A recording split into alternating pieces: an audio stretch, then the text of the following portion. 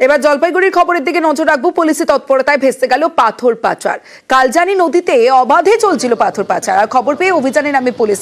এখনো পর্যন্ত কি আপডেট অভিযানে নেমে এখনো পর্যন্ত কতজনকে আটক করেছে পুলিশ জানাবে রাজকুমার রয়েছে আমার সঙ্গে। রাজকুমার, দেখো, একদমই কালজানি নদী থেকে বালি এবং পাথর, এই বালি পাথর কিন্তু পাচার হচ্ছিল। যে কালজানির যে ব্রিজের উপর দিয়ে যে রাস্তা, বাঁধের যে রাস্তা, সেই রাস্তা দিয়ে পাচার হচ্ছিল। পুলিশ কিন্তু গোপন সূত্রে খবর পেয়ে অভিযান চালায় এবং অভিযান চালিয়ে দুটি ট্রাক্টর এবং দুটি ট্রাক্টরের চালককে কিন্তু এই মুহূর্তে আটক করেছে। তাদেরকে জিজ্ঞাসাবাদ চালাচ্ছে পুলিশ। কিভাবে কারা এই বালি পাথর পাচার করছিল তারও তদন্ত করছে পুলিশ। বেশ,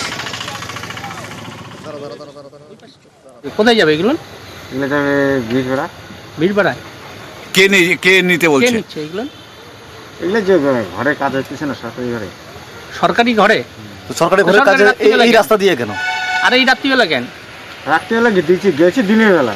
হ্যাঁ, রাত্রে সময় লাগে না, লোক করতে সময় লাগে। চালান আছে? এখন আছে তোর কাছে নাকি? ওর কাছে। কার কাছে আছে? ওই যে ড্রাইভারের কাছে। ড্রাইভারের কাছে?